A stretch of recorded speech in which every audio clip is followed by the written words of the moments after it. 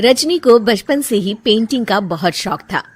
वो हमेशा से ही पेंटर बनना चाहती थी, पर उसके माँ और पिताजी ने उसको कभी भी इस चीज के लिए सपोर्ट नहीं किया और उसकी शादी नीरव से हो गई। नीरव रजनी को बहुत प्यार करता था, पर रजनी हमेशा चुपचाप ही रहती। वो इस शादी से खुश नहीं थी। वो ये शादी नहीं करना चाहती थी। उसे तो हमेशा से पेंटर जो बनना था। अपने इस सपने को वो नहीं पूरा कर पाई, इसलिए वो हमेशा उदास रहती थी। रजनी, बहुत ही बढ़िया फिल्म लगी है, कल देखने चले? नहीं जी, कल मुझे बहुत काम है, मैं नहीं जा पाऊंगी। अच्छा तो कोई बात नहीं, संडे को चलते हैं। देखिए, मुझे फिल्म देखना पसंद नहीं है। आपको जाना है तो चले जाइए। नीरव को मना करके रजनी वहां से चली जाती है और अपने बैग को खोलकर उसमें बंद पड़े ब्रश और कलर्स को देखकर रोने लगती है। रजनी, चलो ना कहीं बाहर खाने चलते हैं, कुछ तुम्हारी पसंद का। जी, मुझे नहीं जाना, मेरी तबीयत ठीक नहीं है। रजनी वहां से चली जाती है। नीरव को समझ नहीं आता कि रजनी उससे इतना दूर क्यों रहती है। वो जब भी उसके साथ वक्त बिताना चाहता है, रजनी कोई ना कोई बहाना बना देती है। एक दिन घर पर कोई नहीं था। रजनी घर का सारा काम जल्दी से खत्म कर लेती है। घर पर अकेले होने के कारण वो सोचती है कि वो आज पेंटिंग करेगी। वो अपने कमरे में जाकर पेंट ब्रशेस और कलर्स निकालकर जैसे ही कलर मिक्स कर रही होती है कि दरवाजे पर बेल बज जाती है। अब कौन आ गया इस वक्त? इतनी मुश्किल से तो मुझे पेंट करने का मौका मिला है। रजनी दरवाजा खोलती है तो उसकी सास अपनी सहेलियों के साथ खड़ी होती है और सब घर के अंदर आ जाते हैं। अरे बहू, सबको शरबत बनाकर पिला दे, बाहर तो बड़ी गर्मी है। उफ। जी। रजनी पेंट ना कर पाने से उदास हो जाती है। उसे गुस्सा भी आ रहा होता है कि उसने इस शादी के लिए हाँ क्यों कह दी। वो रसोई में जा रही होती है कि उसकी सास उसे रोकती है। बहू, सबके खाने का भी इंतजाम कर लेना, आज का लंच तो ये सब यहीं करेगी। हाँ। रजनी बिना कुछ कहे रसोई में चली जाती है। सबके लिए खाना बनाती है। सब खाना खाते हैं और रजनी घड़ी देखती है कि ये सब कब जाएंगे ताकि वो अपनी पेंटिंग कर सके। जब शाम होती है तब सब चले जाते हैं अपने घर। अरे बहू, सब तेरे खाने की तो बहुत तारीफ कर रहे थे, सबको बहुत अच्छा लगा खाना। आपको मुझे सुबह बताना चाहिए था ना कि आपकी सहेलियां आ रही हैं। पता भी है कितना वक्त लगा सारा खाना बनाने में। अरे बहू, तू ऐसे कैसे बात कर रही है मुझसे? तो और कैसे बात करूं? मैं इस घर की कोई नौकरानी नहीं हूं कि इतना काम करूंगी। रजनी अपने कमरे में जाकर दरवाजा बंद कर लेती है। शाम को जब नीरव आता है तो उसकी माँ उसे पूरी घटना के बारे में बताती है। क्या? रजनी ने आपसे इस तरह बात की माँ? हाँ, और पता नहीं उसे क्या हो गया है, शाम से बाहर भी नहीं आई है। मैंने तो कई बार आवाज दी, खाना भी नहीं खाया उसने। तू ही बात करके देख ले बेटा। नीरव अपने कमरे का दरवाजा खटखटाता है। रजनी, दरवाजा खोलो, मैं हूं। रजनी दरवाजा खोलती है और फिर वापस जाकर अपने बिस्तर पर लेट जाती है। रजनी, माँ से बात करने का ये क्या तरीका है? मैंने कोई गलत बात नहीं की है। अरे तुम क्यों ऐसे बर्ताव कर रही हो सबके साथ? क्या तुम इस शादी से खुश नहीं हो? रजनी कुछ नहीं बोलती। अरे बताओ मुझे रजनी, क्या ये शादी तुम्हारी मर्जी के खिलाफ हुई है? हाँ, मैं ये शादी कभी नहीं करना चाहती थी। तुमसे क्या, मैं किसी से भी शादी नहीं करना चाहती थी। रजनी रोने लगती है। चुप हो जाओ रजनी, बताओ मुझे, तुम क्यों नहीं करना चाहती थी शादी? रजनी बेड के नीचे से अपने पेंटिंग्स, कलर्स, ब्रश, पेपर्स निकालती है। इतने में उसकी सास भी कमरे में आ जाती है। ये देख रहे हो, ये थे मेरे सपने। मैं पेंटर बनना चाहती थी, पर माँ पापा ने कभी सपोर्ट नहीं किया और मेरी शादी करवा दी। मेरे सारे सपने टूट गए। हर वक्त बस गुस्सा आता रहता है मुझे।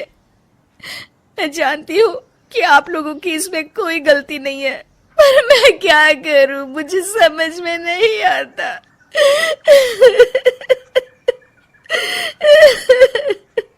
रजनी फूट फूट कर रोने लगती है। मुझे माफ कर दीजिए, आप दोनों के साथ मैं बहुत बुरा बर्ताव कर रही हूँ।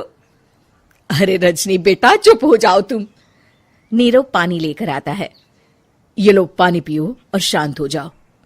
रजनी पानी पीती है और उसकी सास पेंटिंग्स देख रही होती है। अरे नीरव, हमें तो पता ही नहीं था कि हमारी बहू कलाकार है। अरे कितनी अच्छी पेंटिंग्स बनाई है, देखो तो। ये वाली तो मैं अपने कमरे में ले जाऊंगी। आपको ये पेंटिंग्स अच्छी लगी?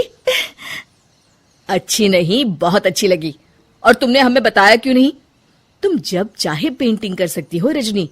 हम तुम्हारे सपनों को पूरा करने में तुम्हारा पूरा साथ देंगे। हाँ बेटा, हम कला की कद्र करते हैं। हम कलाकार तो नहीं, पर मुझे गर्व है कि मेरी बहू एक कलाकार है। रजनी, नीरव और सास तीनों हंस पड़ते हैं। शादी की बात जगह जगह चल रही थी, लेकिन किशोरी लाल जी को कोई लड़की पसंद ही नहीं आती थी।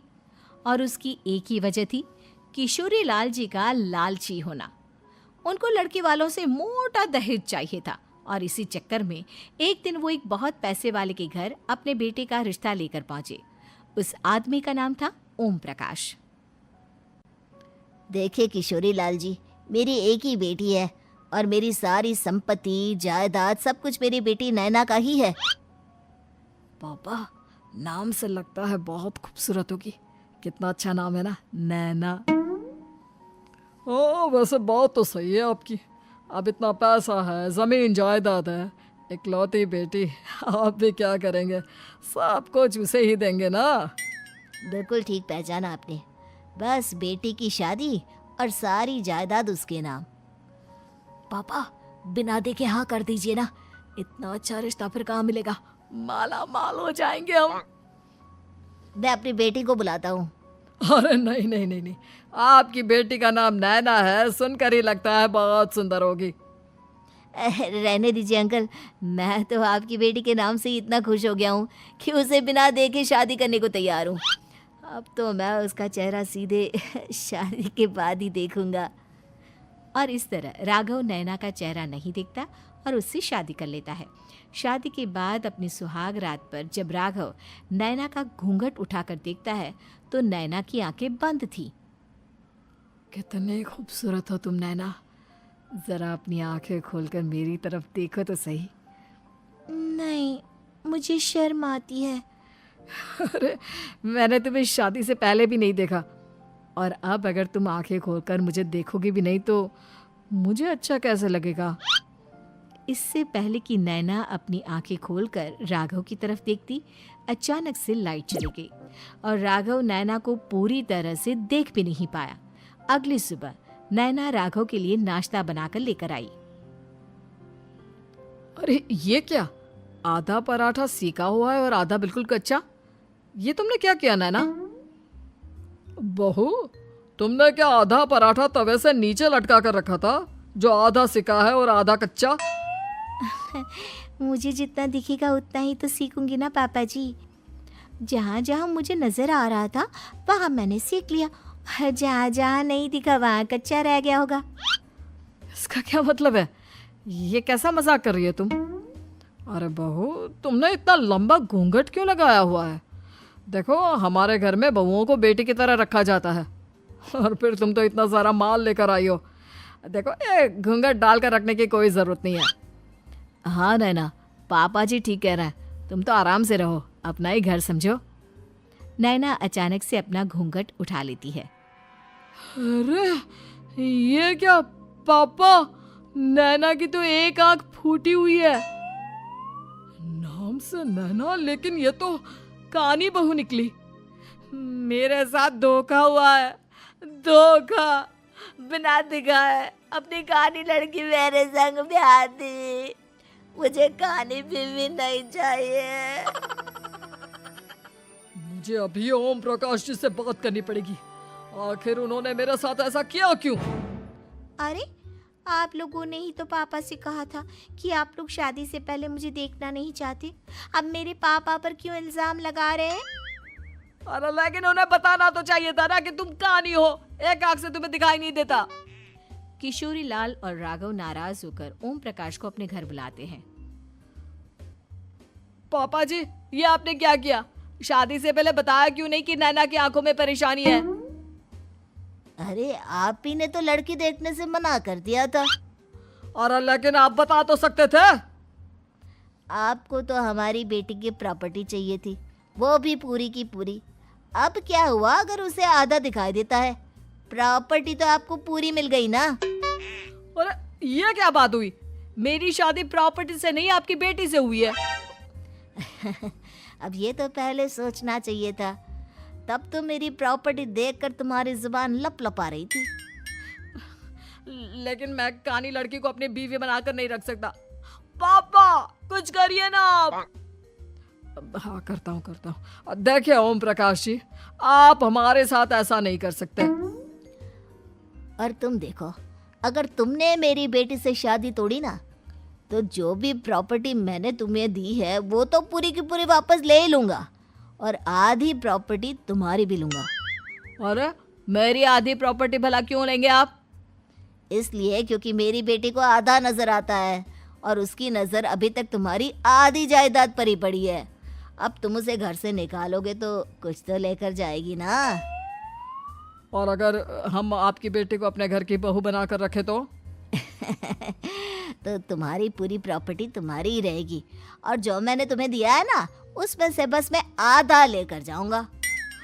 अरे लेकिन अब आप अपनी दी हुई प्रॉपर्टी में से आधी वापस क्यों लेकर जाएंगे? अगर मैं आपकी बेटी को अपनी पत्नी बनाकर रखने को तैयार हूं तो? इसलिए ताकि भविष्य में अगर तुम मेरी बेटी को धोखा दो तो उसके पास कुछ तो रहे जो पति का हो। वैसे मेरे पास तो बहुत कुछ है, लेकिन अपने पति की कोई निशानी तो उसके पास होनी चाहिए ना। अब अगर तुमने मेरी बेटी को कानी कहा तो तुम्हें प्रॉपर्टी भी कानी ही मिलेगी, पूरी नहीं। जमाए राजा। किशोरी लाल और राघव समझ चुके थे कि वो बुरी तरह फंस चुके हैं और अब उनके पास वहां से निकलने का कोई चारा नहीं है। अब समझ में आया ना, लालच बुरी बला होती है। एक तो तुम्हें प्रॉपर्टी मिली, ऊपर से बीवी मिली, उसमें तुम्हें नखरे भी दिखाने हैं। आए बड़े, चुपचाप बैठो दोनों। कुछ दिनों के बाद नैना राघव की कार लेकर बाजार घूमने निकलती है और जब कार लेकर वापस आती है, ये क्या? एक तरफ से मेरी गाड़ी पूरी खराब हो चुकी है। लगता है तुमने मेरी गाड़ी को किसी दूसरी गाड़ी के साथ एक्सीडेंट किया है। अरे अरे कितना बड़ा नुकसान कर दिया तुमने बहू। वो क्या है ना पापा जी, मुझे एक आंख से दिखाई नहीं दे रहा था, सामने से गाड़ी आ रही थी। मुझे तो सिर्फ आधा ही दिखाई दिया और वो गाड़ी मेरी कार से रगड़ते हुए निकल गई। अब मैं क्या करूं बताओ? आप इसे ठीक कराने के पैसे कौन देगा? तुम्हारे पापा। तुमने मुझसे इस तरह से बात की? अभी रुको।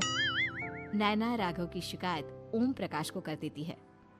देखो राघव, अब जो मेरी आधी प्रॉपर्टी तुम्हारे पास थी ना, उसमें से आधी और मैं लेकर जाऊंगा, क्योंकि तुमने मेरी बेटी को डांटा। अरे नहीं पापा जी, गलती हो गई, माफ कर दो।